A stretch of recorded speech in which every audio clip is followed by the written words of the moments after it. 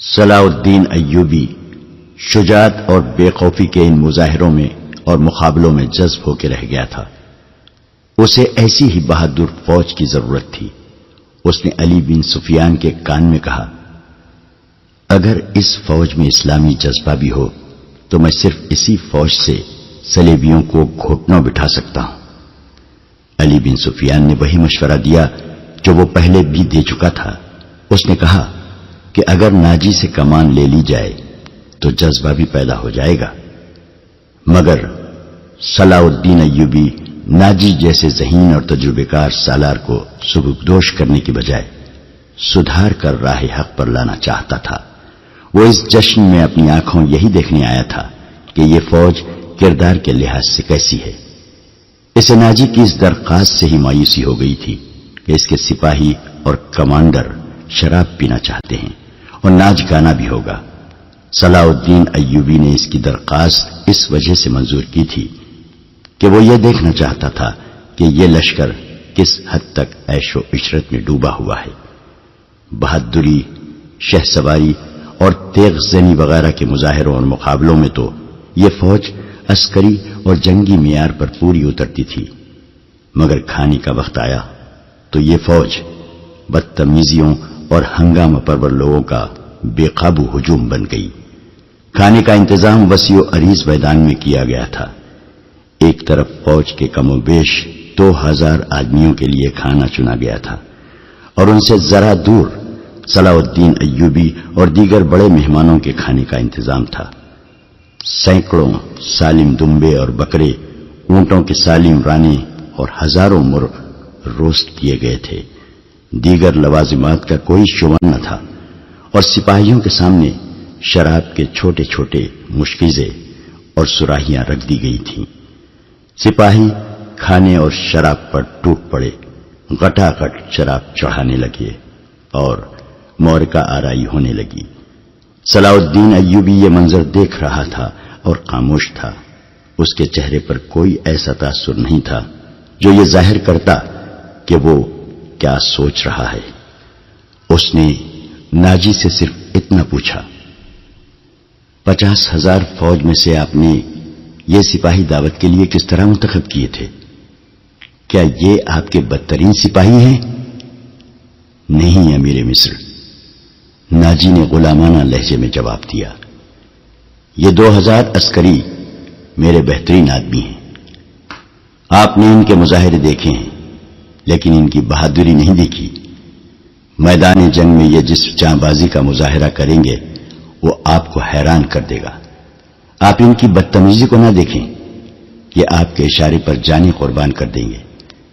میں انہیں کبھی کبھی کھلی چھوٹ دے دیا کرتا ہوں تاکہ مرنے سے پہلے دنیا رنگ و بو سے پورا لطف اٹھا لیں۔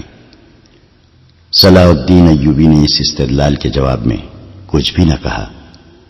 ناجی جب دوسرے مہمانوں کی طرف متوجہ ہوا تو صلاح الدین ایوبی نے علی بن سفیان سے کہا، میں جو دیکھنا چاہتا تھا وہ دیکھ لیا ہے۔ یہ سوڈانی عسکری شراب اور ہنگامہ آرائی کے عادی ہیں۔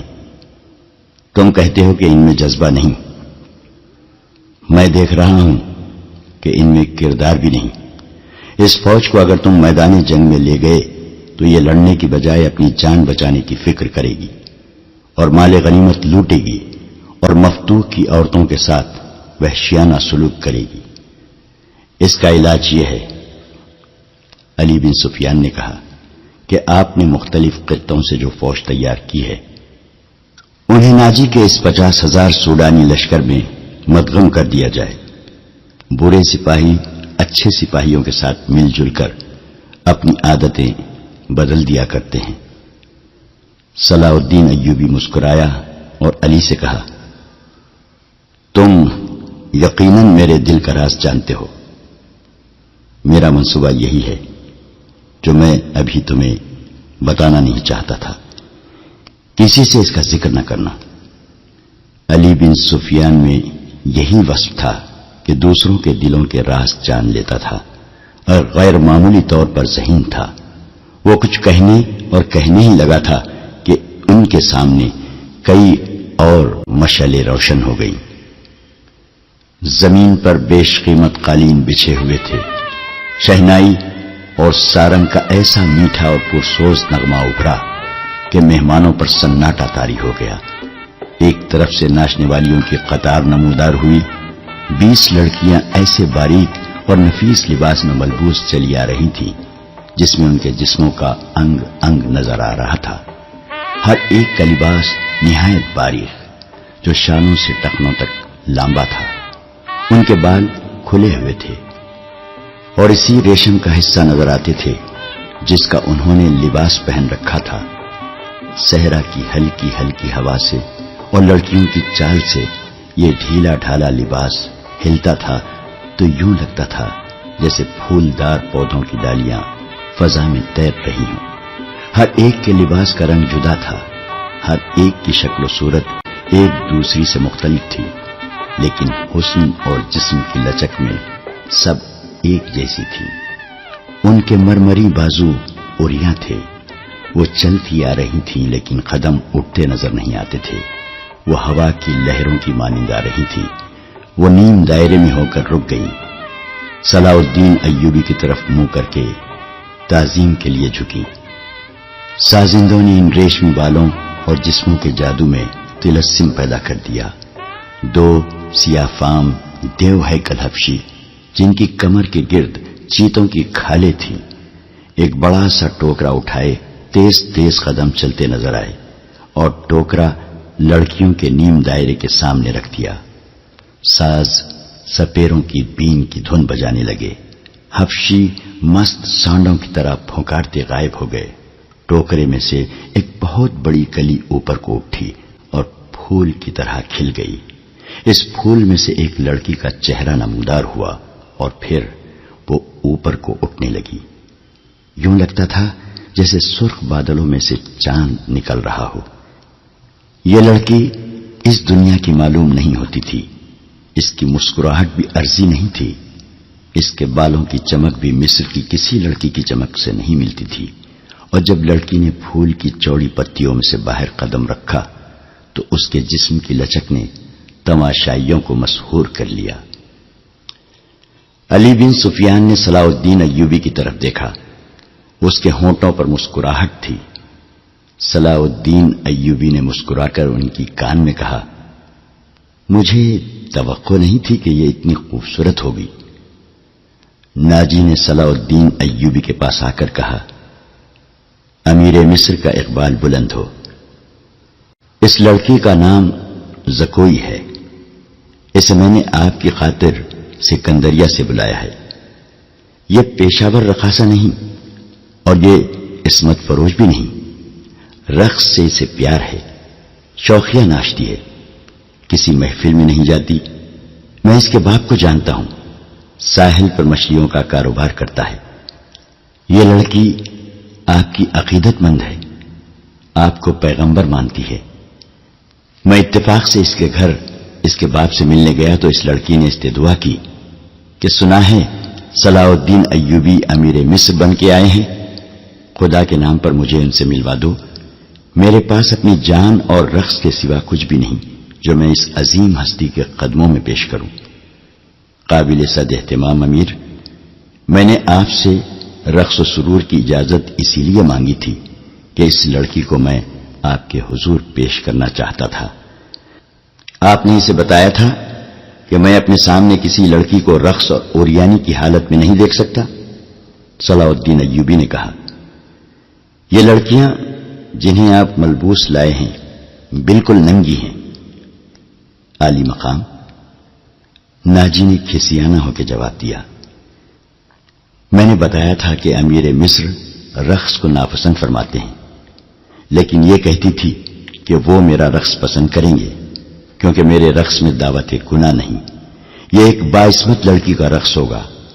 میں ایوبی کے حضور اپنا جسم نہیں اپنا فن پیش کروں گی. اگر میں مرد ہوتی تو ایوبی کی جان کی حفاظت کے لیے اس کے محافظ دستے میں شامل ہو جاتی. آپ کہنا کیا چاہتے ہیں؟ صلاح الدین ایوبی نے پوچھا.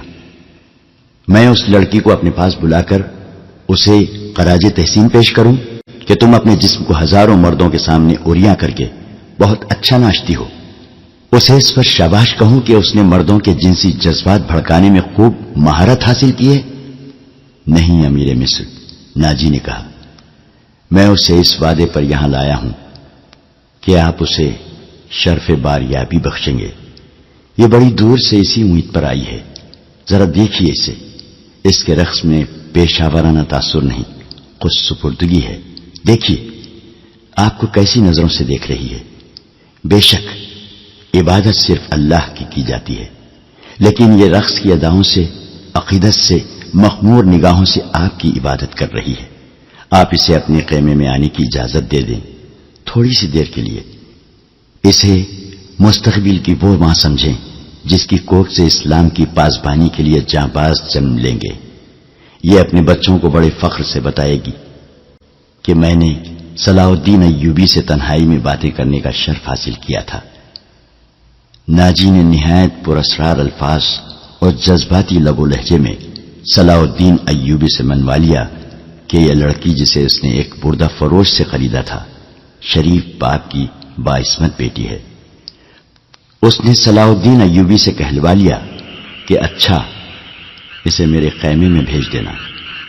زکوئی نہایت آہستہ آہستہ جسم کو بل دیتی اور بار بار صلاح الدین ایوبی کی طرف دیکھ کر مسکراتی تھی۔ باقی لڑکیاں اس کے گرد تتلیوں کی طرح جیسے اڑ رہی ہوں۔ یہ اچھل کود والا رقص نہیں تھا، مشعلوں کی روشنی میں کبھی تو یوں لگتا تھا جیسے ہلکے نیلے شفاف پانی میں جل پریاں تیر رہی ہوں۔ چاندنی کا اپنا ایک تاثر تھا۔ صلاح الدین ایوبی کے متعلق کوئی نہیں بتا سکتا کہ وہ گم سم بیٹھا کیا سوچ رہا تھا۔ ناجی کے سپاہی جو شراب پی کر ہنگامہ بپا کر رہے تھے وہ بھی جیسے مر گئے تھے۔ زمین اور آسمان پر وجد طاری تھا۔ ناجی اپنی کامیابی پر بے حد مسرور تھا اور رات گزرتی جا رہی تھی۔ نصف شب کے بعد صلاح الدین ایوبی اس خوشنما خیمے میں داخل ہوا جو ناجی نے اس کے لیے نصب کرایا تھا۔ اندر اس نے قالین بچھا دیے تھے۔ پلنگ پر چیتے کی کھال کی مانند پلنگ پوش تھا۔ فانوس جو رکھوایا تھا اس کی ہلکی نیلی روشنی صحرا کی شفاف چاندنی کی مانند تھی اور اندر کی فضا عطر بیز تھی۔ خیمے کے اندر ریشمی پردے آویزاں تھے۔ ناجی صلاح الدین ایوبی کے ساتھ خیمے میں گیا اور پوچھا، اسے ذرا سی دیر کے لیے بھیج دوں؟ میں وعدہ خلافی سے بہت ڈرتا ہوں۔ بھیج دو، صلاح الدین ایوبی نے کہا، اور ناجی حرم کی طرح چوکڑیاں بھرتا خیمے سے نکل گیا۔ تھوڑا ہی وقت گزرا ہوگا کہ صلاح الدین ایوبی کے محافظوں نے ایک رقاصہ کو اس خیمے کی طرف آتے دیکھا۔ خیمے کے ہر طرف مشعلیں روشن تھیں۔ روشنی کا یہ انتظام علی بن سفیان نے کرایا تھا تاکہ رات کے وقت محافظ گرد و پیش کو اچھی طرح سے دیکھ سکیں۔ رقاصہ قریب آئی تو انہوں نے اسے پہچان لیا۔ انہوں نے اسے رقص میں دیکھا تھا۔ یہ وہی لڑکی تھی جو ٹوکرے میں سے نکلی تھی۔ وہ زکوئی تھی۔ وہ رقص کے لباس میں تھی۔ یہ لباس توبہ شکن تھا۔ اس میں وہ اریاں تھی۔ محافظوں کے کمانڈر نے اسے روک لیا۔ زکوئی نے اسے بتایا اسے امیر مصر صلاح الدین ایوبی نے بلایا ہے۔ کمانڈر نے اسے بتایا کہ یہ ان امیروں میں سے نہیں جو تم جیسی فاحشہ لڑکیوں کے ساتھ راتیں گزارتے ہوں۔ آپ ان سے پوچھ لیں، زکوئی نے کہا۔ میں بن بلائے آنے کی جرت نہیں کر سکتی۔ ان کا بلاوا تمہیں کس طرح ملا تھا؟ کمانڈر نے پوچھا۔ سالار ناجی نے کہا ہے کہ تمہیں امیر مصر بلاتے ہیں، زکوئی نے کہا۔ آپ کہتے ہیں تو میں واپس چلی جاتی ہوں۔ امیر نے جواب طلبی کی تو خود بھگت لینا۔ کمانڈر تسلیم نہیں کر سکتا تھا کہ صلاح الدین ایوبی نے اپنی خوابگاہ میں ایک رقاصہ کو بلایا ہے۔ وہ ایوبی کے کردار سے واقف تھا۔ اس کے اس حکم سے بھی واقف تھا کہ ناچنے گانے والیوں سے تعلق رکھنے والے کو 100 درے لگائے جائیں گے۔ کمانڈر شش و پنج میں پڑ گیا۔ سوچ سوچ کر اس نے جرت کی اور صلاح الدین ایوبی کے خیمے میں چلا گیا۔ ایوبی اندر ٹہل رہا تھا۔ کمانڈر نے ڈرتے ڈرتے کہا، باہر ایک رقاصہ کھڑی ہے، کہتی ہے حضور نے اسے بلایا ہے۔ صلاح الدین ایوبی نے کہا، اسے اندر بھیج دو۔ کمانڈر باہر نکلا اور زکوئی کو اندر بھیج دیا۔ محافظوں کو توقع تھی کہ ان کا امیر اور سالار اعظم اس لڑکی کو باہر نکال دے گا۔ وہ سب اس کی گرجدار آواز سننے کے لیے تیار ہو گئے، مگر انہیں ایسی کوئی آواز نہ سنائی دی۔ رات گزرتی جا رہی تھی، اندر سے دھیمی دھیمی باتوں کی آوازیں سنائی دینے لگی۔ محافظ دستے کا کمانڈر بے قراری کے عالم میں ادھر ادھر ٹہلنے لگا۔ ایک محافظ نے اس سے کہا، کیا یہ حکم صرف ہمارے لیے ہے کہ کسی فاحشہ کے ساتھ تعلق رکھنا جرم ہے؟ ہاں، اس نے جواب دیا، حکم صرف ماتحتوں کے لیے اور قانون صرف رعایا کے لیے ہوتے ہیں۔ امیر مصر کو درے نہیں لگائے جا سکتے، بادشاہوں کا کوئی کردار نہیں ہوتا۔ کمانڈر نے جل کر کہا، صلاح الدین ایوبی شراب بھی پیتا ہوگا؟ ہم پر جھوٹی پارسائی کا رعب جمایا ہے۔ ہم پر جھوٹی پارسائی کا رعب جمایا جاتا ہے۔ ان کی نگاہوں میں صلاح الدین ایوبی کا جو بت تھا وہ ٹوٹ پھوٹ گیا۔ اس بت میں سے ایک عربی شہزادہ نکلا جو عیاش اور بدکار تھا، پارسائی کے پردے میں گناہ کا مرتکب ہو رہا تھا۔ ناجی بہت خوش تھا۔ صلاح الدین ایوبی کی خوشنودی کے لیے اس نے شراب سونگی بھی نہیں تھی۔ وہ اپنے خیمے میں بیٹھا مسرت سے جھوم رہا تھا۔ اس کے سامنے اس کا نائب سالار ادروش بیٹھا تھا۔ اس نے ناجی سے کہا، اسے گئے بہت وقت گزر گیا ہے، معلوم ہوتا ہے کہ ہمارا تیر صلاح الدین ایوبی کے دل میں اتر گیا ہے۔ میرا تیر قطع کب گیا تھا؟ ناجی نے قہقہہ لگا کر کہا، اگر یہ تیر قطع ہو جاتا تو فوراً یہیں لوٹ کے ہمارے پاس آ جاتا۔ تم ٹھیک کہتے ہو، ادروش نے کہا۔ زکوئی انسان کے روپ میں تلسم ہے، معلوم ہوتا ہے یہ لڑکی حشیشین کے ساتھ رہی ہے، ورنہ صلاح الدین ایوبی جیسا بت کبھی نہ توڑ سکتی۔ میں نے اسے جو سبق دیے تھے وہ حشیشین کے کبھی وہم گمان میں بھی نہ آئے ہوں گے۔ ناجی نے کہا، اب صلاح الدین ایوبی کے حلق سے شراب اتارنی رہ گئی ہے۔ ناجی کو باہر قدموں کی آہٹ سنائی دی۔ وہ دوڑ کر باہر گیا۔ وہ زکوئی نہیں تھی، کوئی سپاہی جا رہا تھا۔ ناجی نے دور سے صلاح الدین ایوبی کے خیمے کی طرف دیکھا، پردے گرے ہوئے تھے اور باہر محافظ کھڑے تھے۔ اس نے اندر جا کر ادروش سے کہا، اب میں یقین کے ساتھ کہہ سکتا ہوں کہ میری زکوئی نے بت توڑ ڈالا ہے۔ رات کا آخری پہر تھا جب زکوئی صلاح الدین ایوبی کے خیمے سے نکلی۔ ناجی کے خیمے میں جانے کے بجائے وہ دوسری طرف چلی گئی۔ راستے میں ایک آدمی کھڑا تھا جس کا جسم سر سے پاؤں تک ایک ہی لبادے میں ڈھکا ہوا تھا۔ اس نے دھیمی سی آواز میں زکوئی کو پکارا۔ وہ اس آدمی کے پاس چلی گئی۔ وہ آدمی اسے ایک خیمے میں لے گیا۔ بہت دیر بعد اس خیمے سے نکلی اور ناجی کے خیمے کا رخ کر لیا۔ ناجی اس وقت تک جاگ رہا تھا اور کئی بار باہر نکل کر صلاح الدین ایوبی کے خیمے کو دیکھ چکا تھا کہ زکوئی نے صلاح الدین ایوبی کو پھانس لیا ہے اور اسے آسمان کی بلندیوں سے گھسیٹ کر ناجی کی ذہنیت کی پستیوں میں لے آئی ہے۔ ادروش، اس نے کہا، رات تو گزر گئی ہے، وہ ابھی تک نہیں آئی۔ وہ اب آئے گی بھی نہیں، ادروش نے کہا۔ امیر مصر اسے اپنے ساتھ لے جائے گا۔ ایسے ہیرے کوئی شہزادہ واپس نہیں کیا کرتا۔ تم نے اس پر بھی غور کیا ہے؟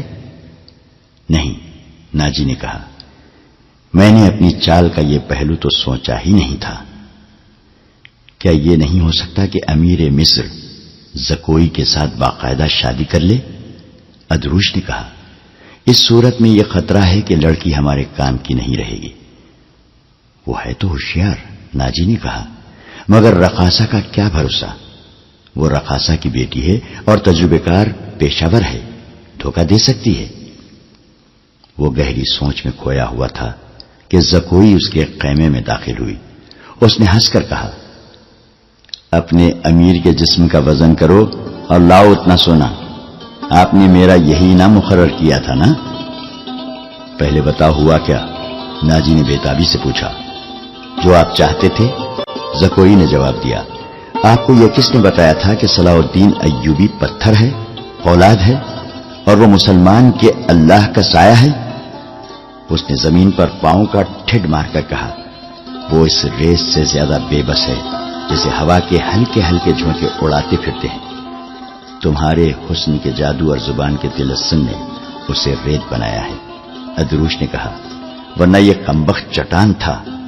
ہاں چٹان تھا، زکوئی نے کہا، اب ریتیلا ٹیلا بھی نہیں۔ میرے متعلق کوئی بات ہوئی تھی؟ ناجی نے پوچھا۔ ہاں، زکوئی نے جواب دیا، پوچھتا تھا ناجی کیسا آدمی ہے؟ میں نے جواب دیا کہ مصر میں اگر کسی پر آپ کو اعتماد کرنا چاہیے تو وہ صرف ناجی ہے۔ اس نے پوچھا کہ تم کس طرح اسے جانتی ہو؟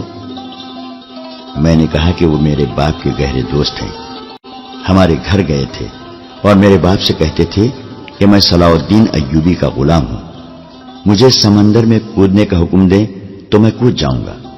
پھر اس نے مجھ سے پوچھا کہ تم باعصمت لڑکی ہو؟ میں نے کہا کہ میں آپ کی لونڈی ہوں، آپ کا ہر حکم سر آنکھوں پر۔ کہنے لگا، کچھ دیر میرے پاس بیٹھو۔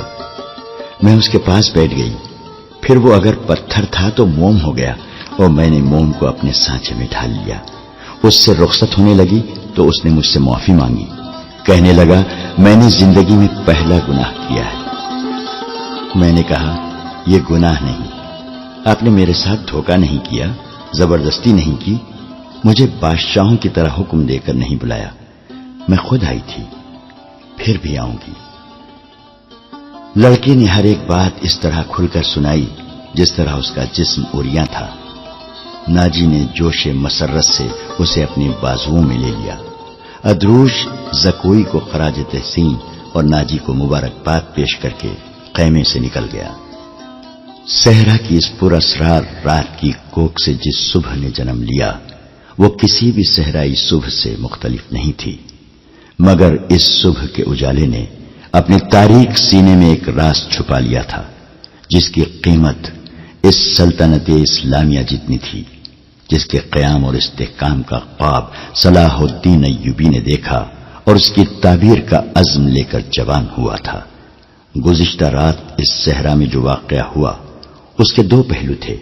ایک پہلو سے صرف ناجی اور ادروش واقف تھے، دوسرے پہلو سے صلاح الدین ایوبی کا محافظ دستہ واقف تھا، اور صلاح الدین ایوبی، اس کا سراغ رساں اور جاسوس علی بن سفیان اور زکوئی، تین ایسے افراد تھے جو اس واقعے کے دونوں پہلوؤں سے واقف تھے۔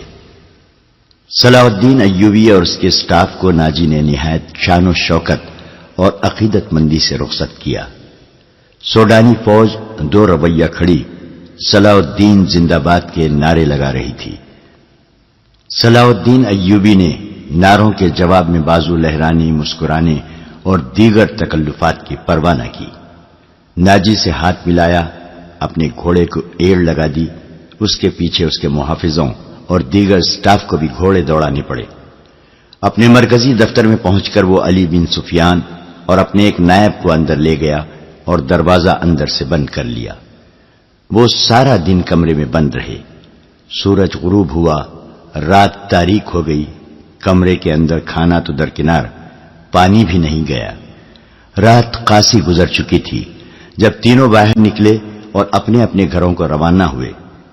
علی بن سفیان ان سے الگ ہوا تو محافظوں کے دستے کے کمانڈر نے اسے روک لیا اور کہا، محترم، ہمارا فرض ہے کہ ہم حکم مانیں اور زبان بند رکھیں، لیکن میرے دستے میں ایک مایوسی اور بے اطمینانی پیدا ہو گئی ہے، خود میں بھی اس کا شکار ہو رہا ہوں۔ کیسی مایوسی؟ محافظ کہتے ہیں کہ ایک فوج کو شراب پینے کی اجازت ہے تو ہمیں اس سے کیوں منع کیا گیا ہے؟ کمانڈر نے کہا، اگر آپ میری شکایت کو گستاخی سمجھے تو سزا دیں، لیکن میری شکایت سن لیں۔ ہم اپنے امیر کو خدا کا برگزیدہ انسان سمجھتے تھے اور اس پر دل و جان سے فدا تھے، مگر رات اس کے خیمے میں ایک رقاصہ گئی تھی۔ علی بن سفیان نے اس کی بات پوری کرتے ہوئے کہا، تم نے کوئی گستاخی نہیں کی، گناہ امیر کرے یا غریب، سزا میں کوئی فرق نہیں، گناہ بہرحال گناہ ہے۔ میں تمہیں یقین دلاتا ہوں کہ رقاصہ اور امیر مصر کی خفیہ ملاقات کے ساتھ گناہ کا کوئی تعلق نہیں تھا۔ یہ کیا تھا ابھی نہیں بتاؤں گا، آہستہ آہستہ وقت گزرنے کے ساتھ ساتھ تم سب کو معلوم ہو جائے گا کہ رات کیا ہوا تھا۔ اس نے کمانڈر کے کندھے پر ہاتھ رکھ کر کہا، میری بات غور سے سنو عامر بن صالح، تم پرانے عسکری ہو، اچھی طرح جانتے ہو کہ فوج اور فوج کے سربراہوں کے کچھ راز ہوتے ہیں جن کی حفاظت ہم سب کا فرض ہے۔ رقاصہ اور امیر مصر کے خیمے میں جانا بھی ایک راز ہے۔ اپنے جابازوں کو کسی شک میں نہ پڑنے دو اور کسی سے ذکر تک نہ ہو کہ رات کیا ہوا تھا۔ علی بن سفیان کی قابلیت اور کارناموں سے یہ کمانڈر آگاہ تھا، مطمئن ہو گیا اور اس نے اپنے دستے کے شکوک رفع کر دیے۔ اگلے روز صلاح الدین ایوبی دوپہر کا کھانا کھا رہا تھا کہ اس سے اطلاع دی گئی کہ ناجی ملنے آیا ہے۔ صلاح الدین ایوبی کھانے سے فارغ ہو کر ناجی سے ملا۔ ناجی کا چہرہ بتا رہا تھا کہ گھبرایا ہوا ہے اور غصے میں بھی ہے۔ اس نے ہکلانے کے لہجے میں کہا، قابل صد احترام امیر، کیا یہ حکم آپ نے جاری کیا ہے کہ سوڈانی محافظ فوج کی 50,000 نفری مصر کی اس فوج میں مدغم کر دی جائے جو حال ہی میں تیار ہوئی ہے؟ ہاں ناجی، صلاح الدین ایوبی نے تحمل سے جواب دیا۔ میں نے کل سارا دن اور رات کا کچھ حصہ صرف کر کے اور بڑی گہری سوچ و بچار کے بعد یہ فیصلہ تحریر کیا ہے کہ جس فوج کے تم سالار ہو اسے مصر کی فوج میں اس طرح مدغم کر دیا جائے کہ ہر دستے میں سوڈانیوں کی نفری صرف 10% ہو، اور تمہیں یہ حکم بھی مل چکا ہوگا کہ تم اب اس فوج کے سالار نہیں ہوگے، تم فوج کے مرکزی دفتر میں آ جاؤ گے۔ عالی مقام ناجی نے کہا، مجھے کس جرم کی سزا دی جا رہی ہے؟ اگر تمہیں یہ فیصلہ پسند نہیں تو فوج سے الگ ہو جاؤ۔ صلاح الدین ایوبی نے کہا، معلوم ہوتا ہے میرے خلاف سازش کی گئی ہے۔ ناجی نے کہا، آپ کے بلند دماغ اور گہری نظر کو چھان بین کر لینی چاہیے۔ مرکز میں میرے بہت سے دشمن ہیں۔ میرے دوست صلاح الدین ایوبی نے کہا، میں نے یہ فیصلہ صرف اس لیے کیا ہے کہ میری انتظامیہ اور فوج سے سازشوں کا خطرہ ہمیشہ کے لیے نکل جائے، اور میں نے یہ فیصلہ اس لیے کیا ہے کہ فوج میں کسی کا عہدہ کتنا ہی اونچا کیوں نہ ہو اور کوئی کتنا ہی ادنا کیوں نہ ہو، وہ شراب نہ پیے، ہلڑ بازی نہ کرے اور فوجی جشنوں میں ناچ گانے نہ ہوں۔ لیکن علی جاں، ناجی نے کہا، میں نے حضور سے اجازت لے لی تھی، اور میں نے شراب اور ناچ گانے کی اجازت صرف اس لیے دی تھی کہ اس فوج کو اس کی اصل حالت میں دیکھ سکوں جسے تم ملت اسلامیہ کی فوج کہتے ہو۔ میں 50,000 نفری کو برطرف نہیں کر سکتا۔ مصری فوج میں سے اسے مدغم کر کے اس کے کردار کو سدھار دوں گا۔ اور یہ بھی سن لو کہ ہم میں کوئی مصری، سوڈانی، شامی اور اجمی نہیں ہے، ہم مسلمان ہیں، ہمارا جھنڈا ایک اور مذہب ایک ہے۔ امیر عالی مرتبت نے یہ تو سوچا ہوتا کہ میری حیثیت کیا رہ جائے گی۔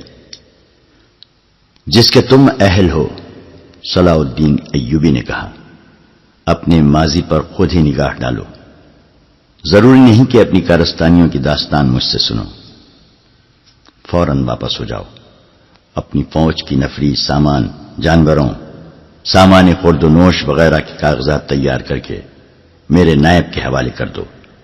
7 دن کے اندر میرے حکم کی تعمیل مکمل ہو جائے۔ ناجی نے کچھ کہنا چاہا لیکن صلاح الدین ایوبی ملاقات کے کمرے سے نکل گیا۔ یہ بات ناجی کے خفیہ حرم میں بھی پہنچ گئی تھی کہ زکوئی کو امیر مصر نے رات بھر کا شرف باریابی بخشا ہے۔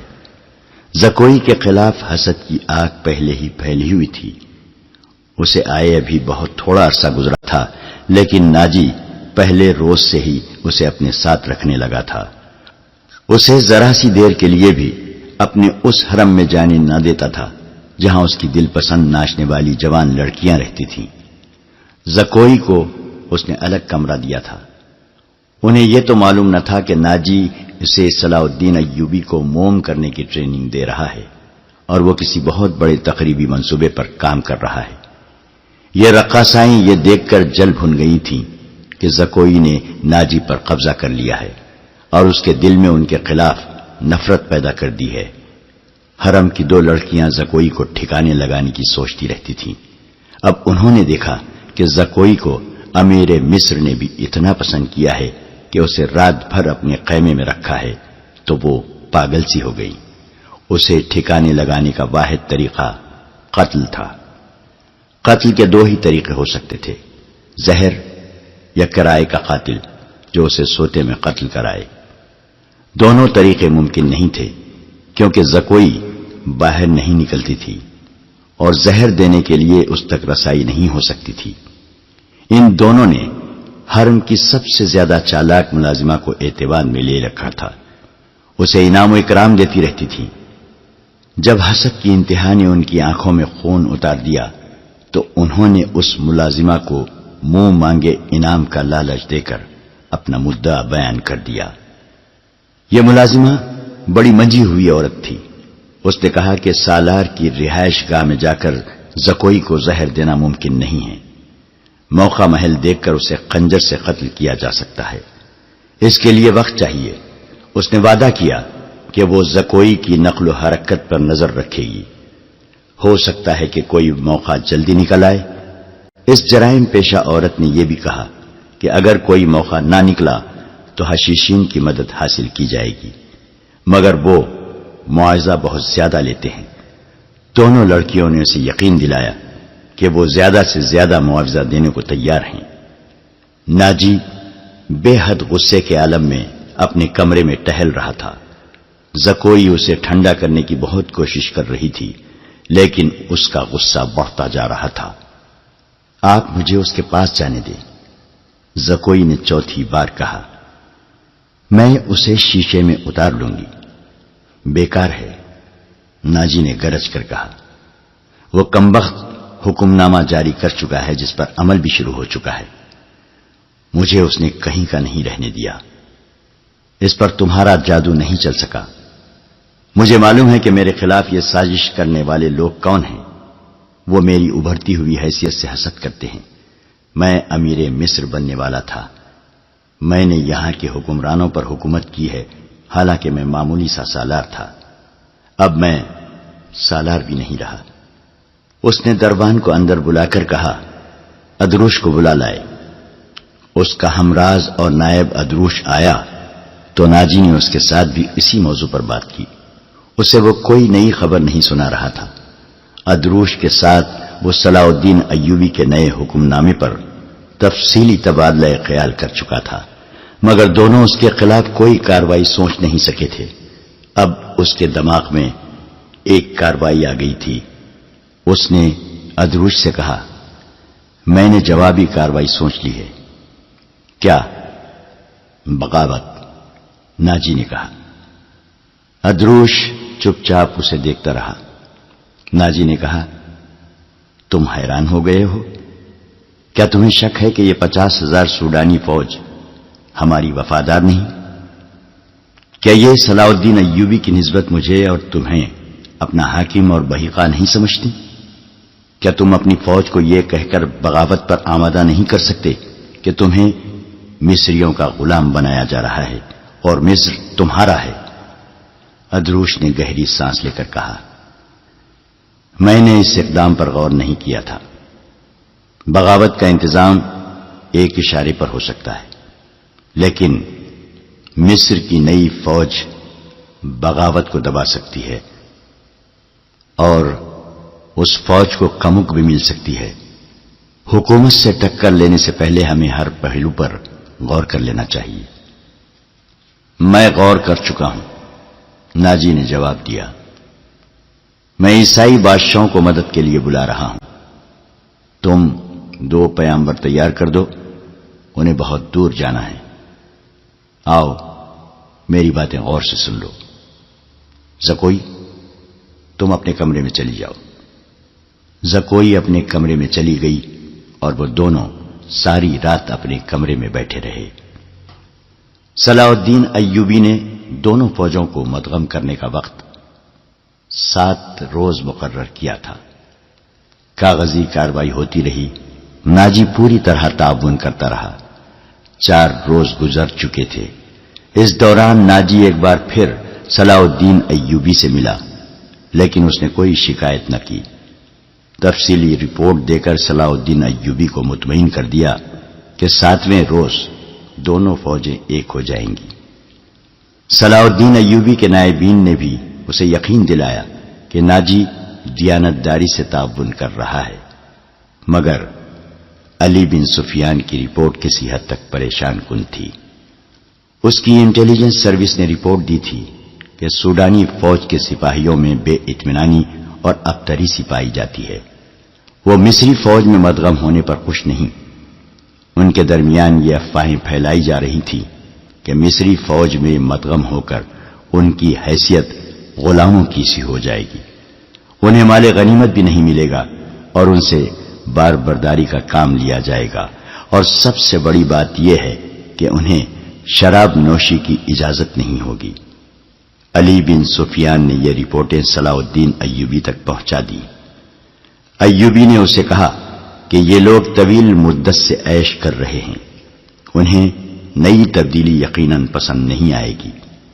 مجھے امید ہے کہ وہ نئے حالات اور ماحول کے عادی ہو جائیں گے۔ اس لڑکی سے ملاقات ہوئی یا نہیں؟ صلاح الدین ایوبی نے پوچھا۔ نہیں، علی نے جواب دیا، اس سے ملاقات ممکن نظر نہیں آتی۔ میرے آدمی ناکام ہو چکے ہیں، ناجی نے اسے قید کر رکھا ہے۔ اس سے اگلی رات کا واقعہ ہے۔ رات ابھی ابھی تاریک ہوئی تھی۔ زکوئی اپنے کمرے میں تھی، ناجی ادروش کے ساتھ اپنے کمرے میں تھا۔ اسے گھوڑوں کے قدموں کی آوازیں سنائی دی۔ اس نے پردہ ہٹا کر دیکھا، باہر کے چراغوں کی روشنی میں اسے 2 گھوڑ سوار گھوڑوں سے اترتے دکھائی دیے۔ لباس سے وہ تاجر معلوم ہوتے تھے، لیکن وہ گھوڑوں سے اتر کر ناجی کے کمرے کی طرف چلے تو ان کی چال بتاتی تھی کہ یہ تاجر نہیں۔ اتنے میں ادروش باہر نکلا۔ دونوں سوار اسے دیکھ کر رک گئے اور ادروش کو سپاہیوں کے انداز سے سلام کیا۔ ادروش نے ان کے گرد گھوم کر ان کے لباس کا جائزہ لیا، پھر انہیں کہا کہ ہتھیار دکھاؤ۔ دونوں نے پھرتی سے چوغے کھولے اور ہتھیار دکھائے۔ ان کے پاس چھوٹی تلواریں اور ایک خنجر تھا۔ ادروش انہیں اندر لے گیا۔ دربان ایک طرف کھڑا تھا۔ زکوئی گہری سوچ میں کھو گئی۔ وہ کمرے سے نکلی اور ناجی کے کمرے کا رخ کیا، مگر دربان نے اسے دروازے پر روک لیا اور کہا کہ اسے حکم ملا ہے کہ کسی کو اندر نہ جانے دوں۔ زکوئی کو وہاں ایسی حیثیت حاصل ہو گئی تھی کہ وہ کمانڈروں پر بھی حکم چلانے لگی تھی۔ دربان کے روکنے سے بھی وہ سمجھ گئی کہ کوئی خاص بات ہے۔ اسے یاد آیا کہ 2 راتیں پہلے ناجی نے اس کی موجودگی میں ادروش سے کہا تھا، میں عیسائی بادشاہوں کو مدد کے لیے بلا رہا ہوں، تم 2 پیامبر تیار کرو، انہیں بہت دور جانا ہے۔ اور پھر اس نے زکوئی کو اپنے کمرے میں چلے جانے کو کہا تھا، اور اس نے بغاوت کی باتیں بھی کی تھی۔ یہ سب کچھ سوچ کر وہ اپنے کمرے میں واپس چلی گئی۔ اس کے اور ناجی کے خاص کمرے کے درمیان ایک دروازہ تھا جو دوسری طرف سے بند تھا۔ اس نے اسی دروازے کے ساتھ کان لگا دیے۔ ادھر کی آوازیں دھیمی تھیں، اسے کوئی بات سمجھ نہ آئی۔ کچھ دیر بعد اسے ناجی کی بڑی صاف آواز سنائی دی۔ اس نے کہا، آبادیوں سے دور رہنا، اگر کوئی شک میں پکڑنے کی کوشش کرے تو تم سب سے پہلے یہ پیغام غائب کرنا، جان پر کھیل جانا، جو بھی راستے میں حائل ہو اسے ختم کر دینا۔ تمہارا سفر 4 دنوں کا ہے، 3 دنوں میں پہنچنے کی کوشش کرنا۔ سمت یاد کر لو، شمال مشرق۔ دونوں آدمی باہر نکلے۔ زکوئی بھی باہر آ گئی۔ اس نے دیکھا کہ وہ دونوں گھوڑوں پر سوار ہو رہے تھے۔ ناجی اور ادروش بھی باہر کھڑے تھے۔ سواروں کو الوداع کہنے نکلے ہوں گے۔ سوار بہت تیزی سے روانہ ہو گئے۔ ناجی نے زکوئی کو دیکھا تو اسے بلا کر کہا، میں باہر جا رہا ہوں، کام بہت ہے، تم آرام کرو، اگر اکیلے دل نہ لگے تو حرم میں گھوم پھر آنا۔ ہاں، زکوئی نے کہا، جب سے آئی ہوں باہر نہیں نکلی۔ ناجی اور ادروس چلے گئے۔ زکوئی نے چوغا پہنا، کمر بند میں خنجر رکھا اور حرم کی طرف چل پڑی۔ وہ جگہ چند 100 گز دور تھی۔ وہ ناجی پر یہ ظاہر کرنا چاہتی تھی کہ وہ حرم میں گئی تھی۔ دربان کو بھی اس نے یہی بتایا۔ حرم میں داخل ہوئی تو وہاں کی رہنے والیوں نے اسے حیران ہو کے دیکھا۔ وہ پہلی دفعہ وہاں گئی تھی۔ سب نے اس کا استقبال احترام اور پیار سے کیا۔ ان 2 لڑکیوں نے بھی اسے خوش آمدید کہا جو اسے قتل کرانا چاہتی تھی۔ زکوئی سب سے ملی، ہر ایک کے ساتھ باتیں کی اور واپس چل پڑی۔ وہ ملازمہ بھی وہیں تھی جسے اس کے قتل کے لیے رکھا گیا تھا۔ اس نے زکوئی کو بڑی غور سے دیکھا۔ زکوئی باہر نکل گئی۔ حرم والے مکان اور ناجی کی رہائش گاہ کا درمیانی علاقہ اونچا نیچا تھا اور ویران۔ زکوئی حرم سے نکلی تو ناجی کی رہائش گاہ کی طرف جانے کی بجائے بہت تیز تیز دوسری سمت چل پڑی۔ ادھر ایک پگڈنڈی بھی تھی، لیکن زکوئی اس سے ذرا دور ہٹ کر جا رہی تھی۔ اس سے 15-20 قدم پیچھے ایک سیاہ سایہ چلا جا رہا تھا۔ وہ کوئی انسان ہی ہو سکتا تھا، مگر سر سے پاؤں تک ایک لبادے میں لپٹا ہونے کی وجہ سے سیاہ بھوت لگتا تھا۔ زکوئی کی رفتار تیز ہوئی تو اس بھوت نے اپنی رفتار اس سے بھی تیز کر دی۔ آگے گھنی جھاڑیاں تھیں، زکوئی ان میں روپوش ہو گئی۔ سیاہ بھوت بھی جھاڑیوں میں غائب ہو گیا۔ وہاں سے کوئی 250-300 گز آگے صلاح الدین ایوبی کی رہائش گاہ تھی، جس کے ارد گرد فوج کے اعلیٰ رتبوں کے افراد رہتے تھے۔ زکوئی کا رخ ادھر ہی تھا۔ وہ گھنی جھاڑیوں میں سے نکلی ہی تھی کہ بائیں طرف سے سیاہ بھوت اٹھا۔ چاندنی بڑی صاف تھی، پھر بھی اس کا چہرہ نظر نہیں آتا تھا۔ اس کے پاؤں کی آہٹ بھی نہیں تھی۔ بھوت کا ہاتھ اوپر اٹھا، چاندنی میں خنجر چمکا اور بجلی کی تیزی سے خنجر زکوئی کے بائیں کندھے اور گردن کے درمیان اتر گیا۔ زکوئی کی چیخ نہیں نکلی، خنجر اس کے کندھے سے نکل گیا۔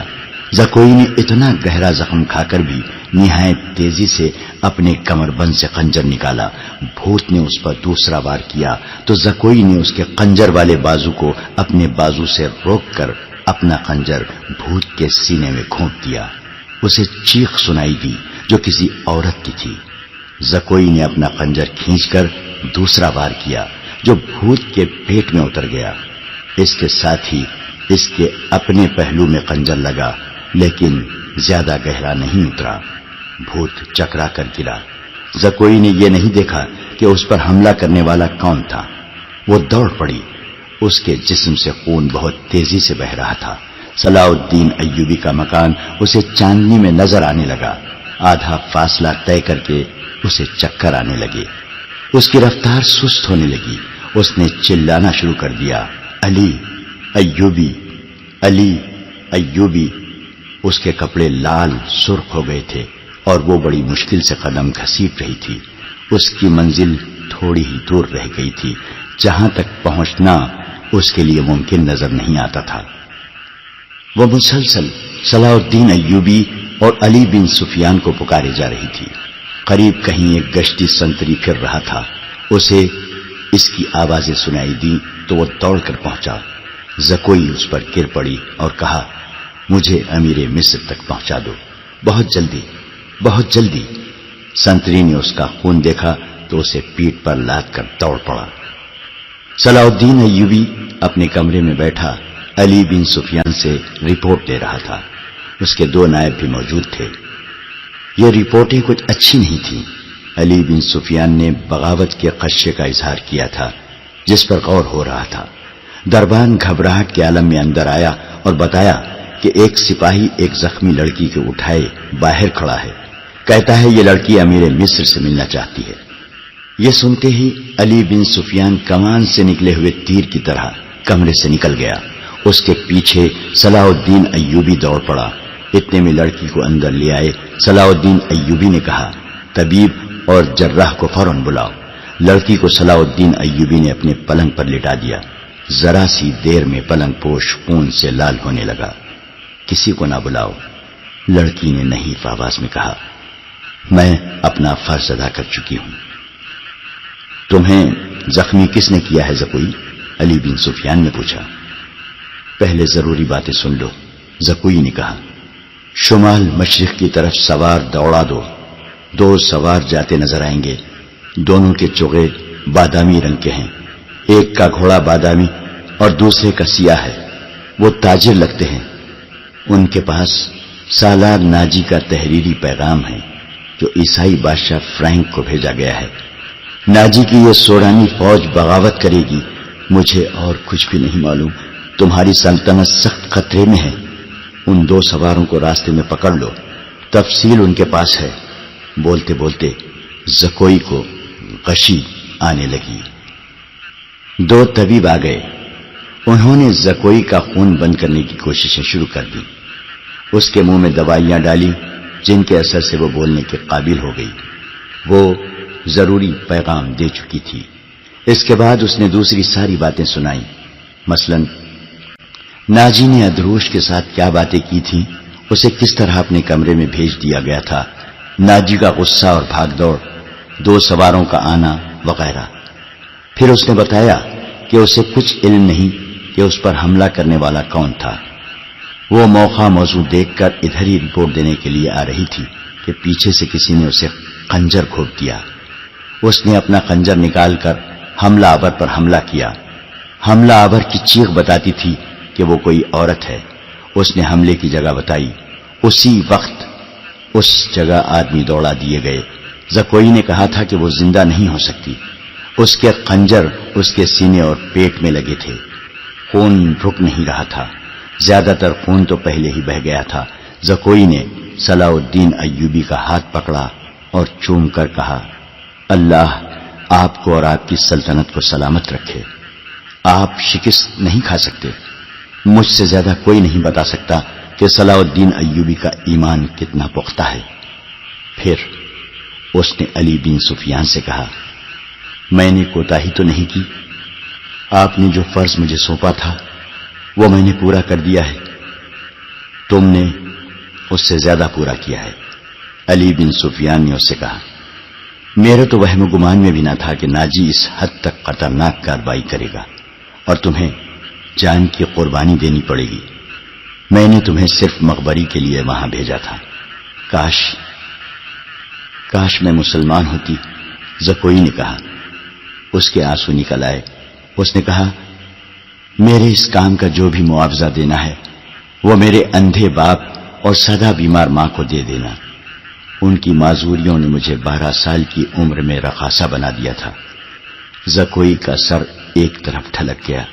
آنکھیں اد کھلی رہیں اور ہونٹ اس طرح نیمبا جیسے مسکرا رہی ہو. طبیب نے نفس پر ہاتھ رکھا اور صلاح الدین ایوبی کی طرف دیکھ کر سر ہلایا. زکوئی کی روح اس کے زخمی جسم سے آزاد ہو گئی تھی. صلاح الدین ایوبی نے کہا یہ کسی بھی مذہب کی تھی.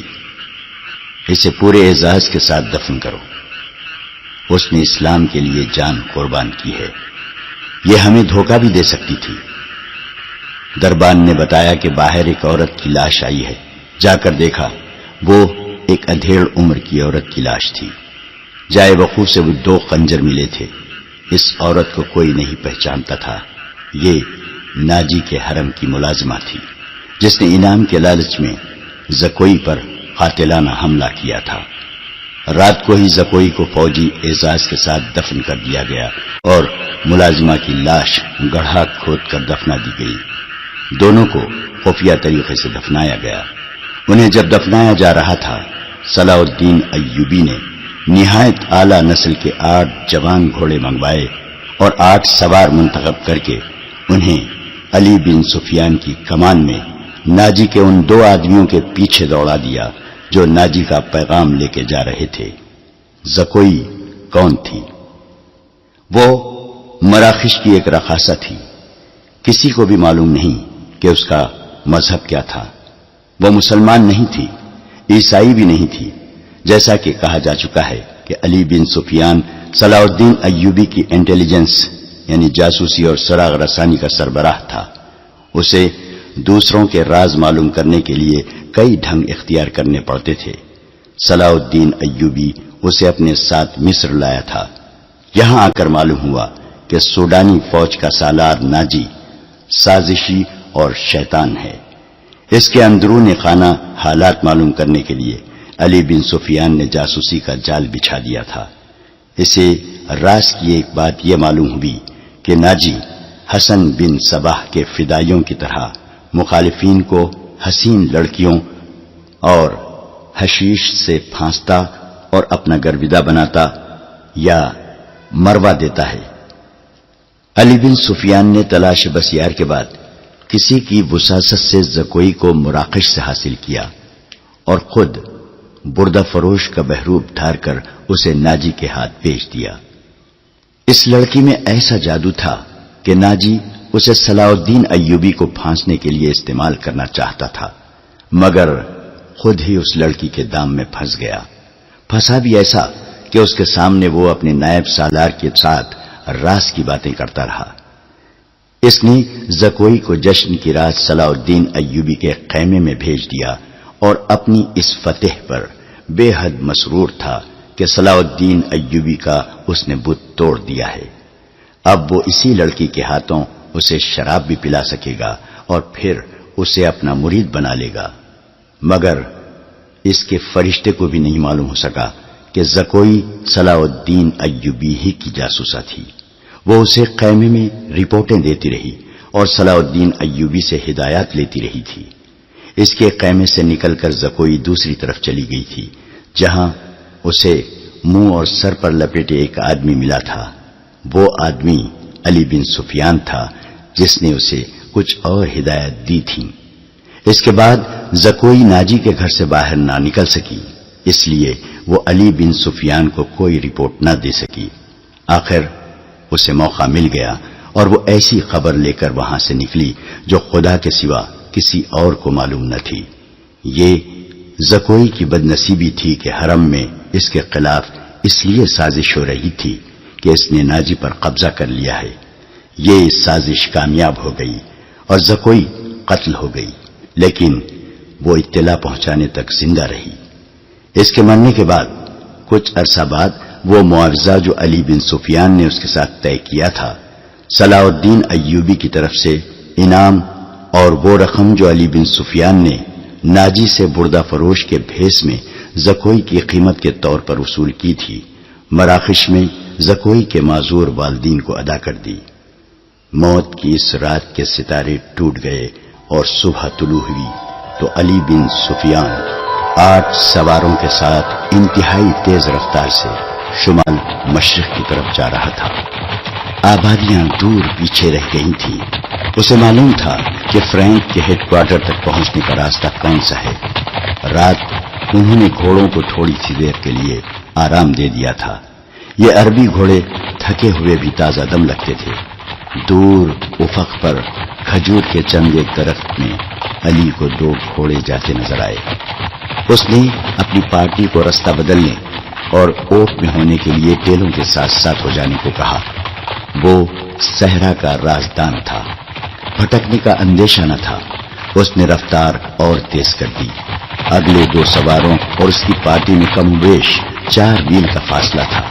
یہ فاصلہ طے ہو گیا مگر گھوڑے تھک گئے. وہ جب کھجوروں کے درختوں تک پہنچے تو 2 سوار کوئی 2 میل دور مٹی کے ایک پہاڑی کے ساتھ ساتھ جا رہے تھے. ان کے گھوڑے بھی شاید تھک گئے تھے. دونوں سوار اترے اور نظروں سے اوجھل ہو گئے. وہ پہاڑی کی اوٹ میں بیٹھ گئے ہیں، علی بن سفیان نے کہا اور راستہ بدل دیا. فاصلہ کم ہوتا گیا اور جب فاصلہ چند گز رہ گیا تو دونوں سوار اوٹ سے سامنے آئے. انہوں نے گھوڑوں کے سر پر دوڑنے کا شور سن لیا تھا.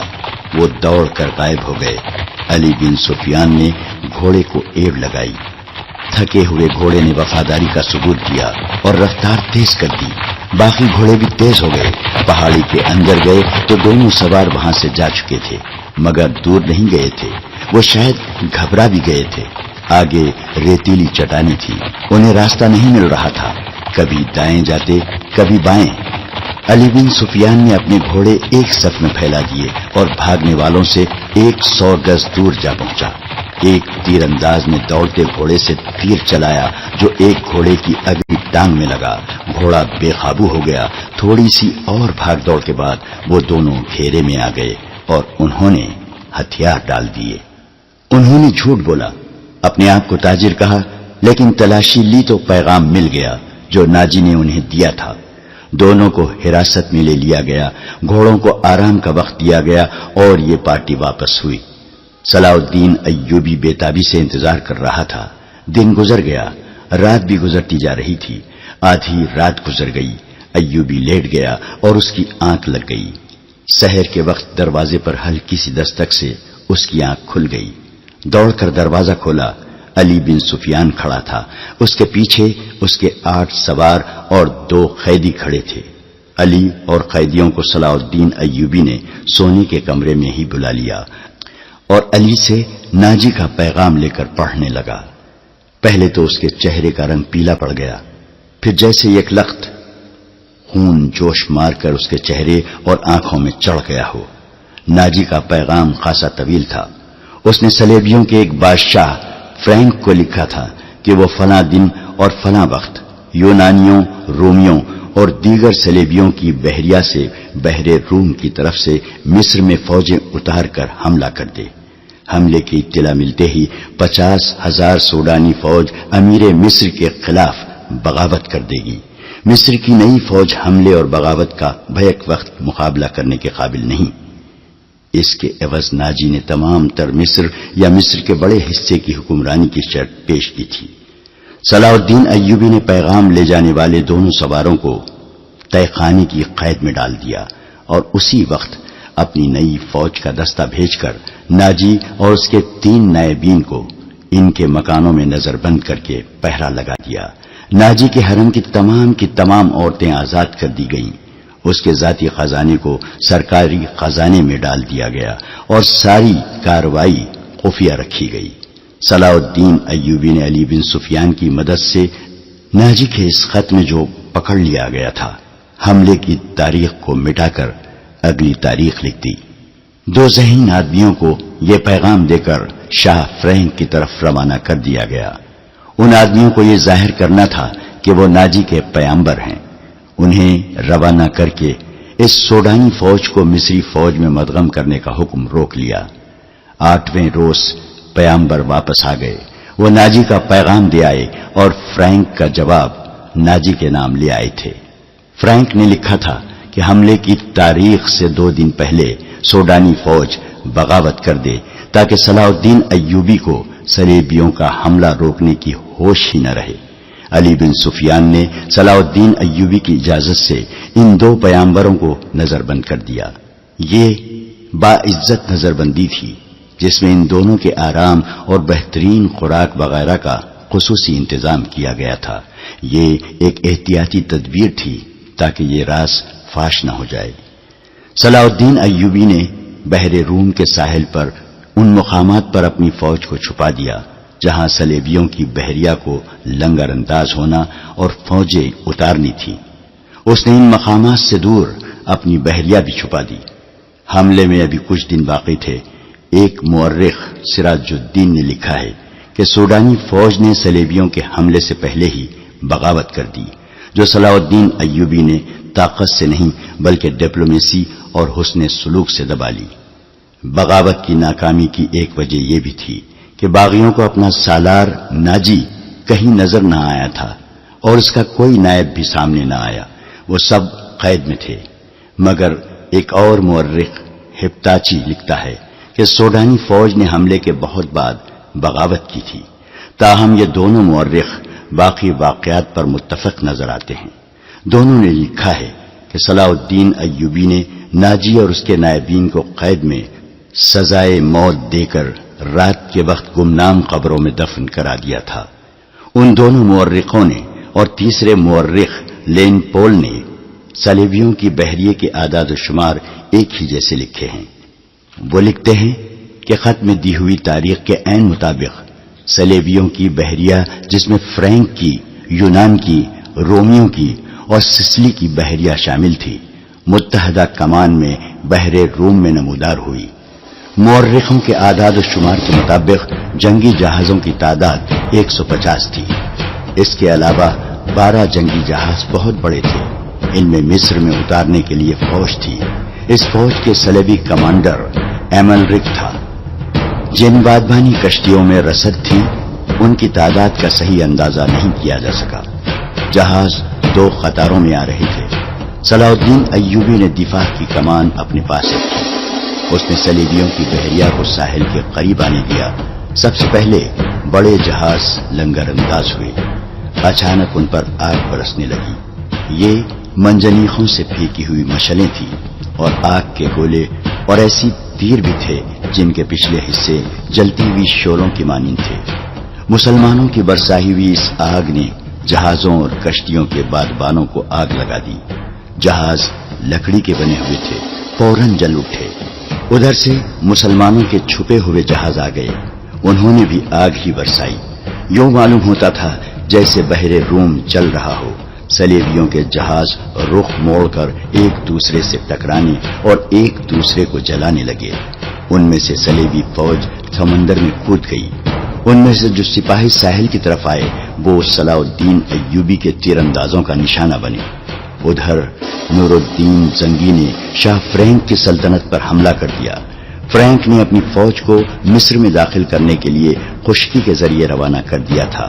فرینک صلیبیوں کی بحریہ کے ساتھ تھا۔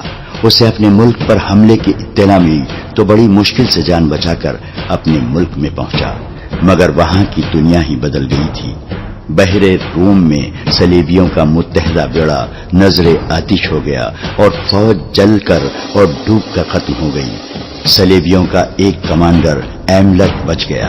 اس نے ہتھیار ڈال کر صلح کی درخواست کی جو بہت بڑی رقم کے عوض منظور کر لی گئی۔ یونانیوں اور سسلی والوں کے کچھ جہاز بچ گئے تھے۔ صلاح الدین ایوبی نے انہیں اپنے جہاز واپس لے جانے کی اجازت دے دی، مگر راستے میں ایسا طوفان آیا کہ تمام تر بچے کچے جہاز غرق ہو گئے۔ 19 دسمبر 1169 کے روز صلیبیوں نے اپنی شکست پر دستخط کیے اور صلاح الدین ایوبی کو تاوان ادا کیا۔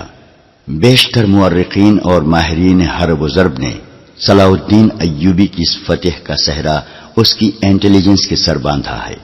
رقاصہ زکوئی کا ذکر اس دور کے ایک مراکشی واقع نگار اسد الاسدی نے کیا ہے اور علی بن سفیان کا تعارف بھی اسی واقع نگار کی تحریر سے ہوا ہے۔ یہ تو ابتدا تھی۔ صلاح الدین ایوبی کی زندگی پہلے سے زیادہ خطروں میں گھر گئی۔